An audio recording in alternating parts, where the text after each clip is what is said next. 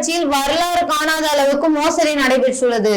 அதிமுக சார்பில் உரிய ஆதாரங்களுடன் ஏற்கனவே புகார் அளித்திருந்தோம் என செல்லூர் ராஜ் பேட்டியளித்துள்ளார். முதலமைச்சரை உத்தரவிட்டு மண்டல தலைவர்களை ராஜினாமா செய்ய வைத்ததிலிருந்தே எந்த அளவுக்கு முறைகேடு நடைபெற்று இருக்கிறது என்பதை கணிக்க முடியும். இந்த வழக்கின் விசாரணை முறையாக நடைபெறவில்லை. பில் கலெக்டர் ஒப்பந்ததாரர்கள் மீது மட்டுமே நடவடிக்கை எடுக்கப்பட்டுள்ளது. உண்மையான குற்றவாளிகளை கண்டறிந்து சம்பந்தப்பட்ட மண்டல தலைவர்கள் உயர் அதிகாரிகள் மீது நடவடிக்கை எடுக்க வேண்டும்.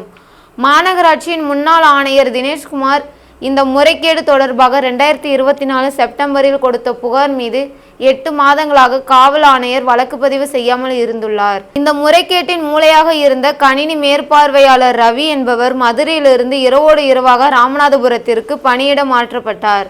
எப்படி இது நடந்தது? இந்த ரவியின் மனைவி பொன்மேனி தான் மேயரின் உதவியாளராக இருந்துள்ளார். பொதுவாக மேயரின் உதவியாளராக நிர்வாக பிரிவை சேர்ந்தவரை தான் நியமிக்க வேண்டும். ஆனால் இவர்கள் பொறியாளர் பிரிவில் இருந்தவரை நியமித்திருந்தனர். ஆண்டவனே தவறு செய்தாலும் தவறுதான். இந்த முறைகேடு தொடர்பாக மேயரையும் விசாரிக்க வேண்டும். மேயருக்கு தெரியாமல் எப்படி நடந்திருக்கும்? மேயர் தானே மாநகராட்சிக்கு எல்லாமே. பெண்களுக்கு 50% இடஒதுக்கீடு கொண்டு வந்தார் ஜெயலலிதா. ஆனால் ஜெயலலிதா இருந்திருந்தால் இந்த முறைகேட்டை பார்த்து நொந்திருப்பார். முதலமைச்சர் நடவடிக்கை எடுத்தது என்பது அதிமுகவின் போராட்டத்துக்கு கிடைத்த வெற்றி. இதுவரை இப்படி எப்போதும் நடவடிக்கை எடுக்கப்பட்டதில்லை என செல்லூர் ராஜ் பேட்டியளித்துள்ளார். இவங்க மேல் மட்டும் நடவடிக்கை எடுத்திருக்காங்க. இது கண் துடைப்பு நாடகம் மாதிரி தெரிகிறது. எனவே இது கண் துடைப்பு மாதிரி தெரிகிறது.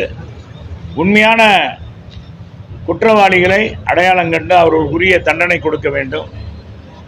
குறிப்பாக மண்டல தலைவர்கள், அவருக்கு துணை போன மண்டல அளவிலான அதிகாரிகள், மாநகராட்சி அதிகாரிகள், அவர்கள் மீதும் உரிய நடவடிக்கையை, மேல் அதிகாரி மீதும் நடவடிக்கை எடுக்க வேண்டும் என்பதுதான் அண்ணா திராவிட முன்னேற்ற கழகத்துடைய பொதுச் செயலாளருடைய நோக்கம். எங்களுடைய முன்னாள் முதலமைச்சர், மாண்புமிகு எதிர்க்கட்சி தலைவர், வருங்கால தமிழகத்துடைய முதலமைச்சர் புரட்சி தமிழர் எடப்பாடியார் அவர்கள் உடனடியாக நீங்கள் கழகத்தின் சார்பாக உடனடியாக வழக்கு தொடுக்க வேண்டும். வழக்கு தொடுத்து உண்மை நிலையை நாம் கண்டறிய வேண்டும். இது ஒரு எடுத்துக்காட்டாக இந்த மதுரை மாநகராட்சி நாம் எடுக்கிற இந்த நடவடிக்கை, நீதிமன்றத்தின் மூலமாக கிடைக்கின்ற தீர்ப்பு உள்ளாட்சி பிரதிநிதிகள் மக்கள் பணியை மட்டும் பார்ப்பார்கள் என்ற நிலையை உருவாக்க வேண்டும் என்று கேட்டுக்கொண்டார். அதன் அடிப்படையில் உயர்நீதிமன்றத்தில் வழக்கு தொடுக்கப்பட்டது. எங்கள் மாமன்ற உறுப்பினர் அருமை தம்பி ரவி அவர்களுடைய யாருன்னு அவங்ககிட்ட தான் கேட்கணும். எங்கிட்ட கேட்டால் நாங்களா நியமிச்சோம். அவங்க இருக்கக்கூடாது. பொதுவாக பொறியாளர் பிரிவுலேருந்து யாரும் வரக்கூடாது.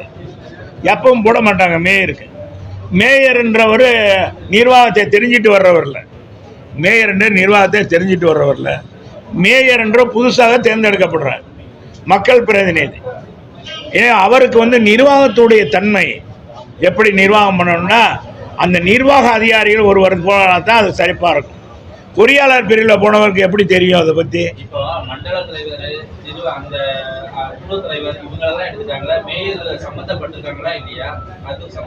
அதெல்லாம் இந்த கமிஷன் தானே இது பண்ணணும். வழக்கில் சொல்லியிருக்காங்க, சொல்லப்பட்டு இருக்கு. எல்லார் மீதும் யார் தவறு செஞ்சாலும் சரி, ஆண்டவனே தவறு செஞ்சாலும் தவறு தான். அதனால இந்த பிரேயரில் இதையும் கொண்டாந்துருக்காங்க. நம்ம மேயரும் விசாரிக்கணும். மேயருக்கு தெரியாமல் எப்படி நடக்கும்? நீங்களே கேட்குறது தவறு. அதனால் பொதுவாக அனைத்துக்குமே மேயர் தான். மதுரையின் முதல் குடிமகன் மேயர் தான். நம்ம இன்னைக்கு குடிமகள். எங்கள் அம்மா எதுக்காக பெண்கள்லாம் கொண்டாந்தாங்க 50% கொடுத்தாங்கன்னா, பெண்கள் வந்தால் நியாயமாக தொழில் வேலையை பார்ப்பாங்க, நிர்வாகம் சிறப்பாக இருக்கும், மக்கள் பணி செய்வாங்க. ஆண்கள்னா கூட தவறு செய்வாங்க, பெண்கள் தவறு செய்ய மாட்டாங்கன்னு நினைத்து தான் இந்த 50 விழுக்காடுவே கொண்டாந்தாங்க. இப்போ அம்மா இருந்திருந்தால் நூலாக இருப்பாங்க.